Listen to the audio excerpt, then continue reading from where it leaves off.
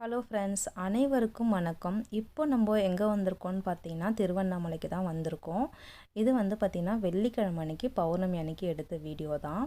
திருவண்ணாமலைக்கு கிரிவலம் போகலான்னு சொல்லிட்டு தான் நாங்கள் போயிருந்தோம். அன்றைக்கி பார்த்திங்கன்னா காலையில் 11 மணிக்கெலாம் வீட்டிலேருந்து கிளம்பிடலான்னு சொல்லிட்டு பிளான் பண்ணோம். ஆனால் பார்த்திங்கன்னா அது மாதிரி பண்ண முடியல. ஈவினிங் 3 மணிக்கு வீட்டிலேருந்து கிளம்புனோம். அதுக்கப்புறம் பார்த்திங்கன்னா ஒரு 6:00 6:30க்கெலாம் திருவண்ணாமலைக்கு போயிட்டோம். அங்கே போயிட்டு கார் பார்க்கிங் தேடுறதே ஒரு பெரிய வேலையாக இருந்துச்சு. அதுக்கப்புறம் அச்சு கார் பார்க்கிங் தேடி அதுக்கப்புறம் ஒரு வீட்டுக்கிட்ட போயிட்டு கார் பார்க் பண்ணிவிட்டு அதுக்கப்புறம் வந்துட்டோம்.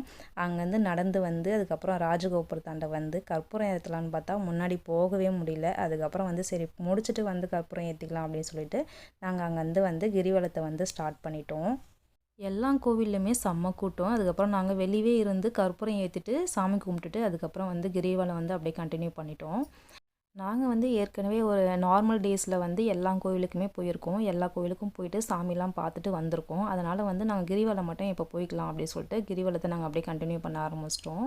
செம்ம மழை பெய்ய ஆரம்பிச்சிச்சு. அதுக்கப்புறம் அந்த மழையிலையும் பார்த்திங்கன்னா ஒரு கடையில் போயிட்டு ரெயின் கோட் வாங்கி அதுக்கப்புறம் ரெயின் கோட்டு போட்டுட்டு அந்த மழையிலேயே அப்படியே கிரிவலம் கண்டினியூ பண்ணிட்டோம்.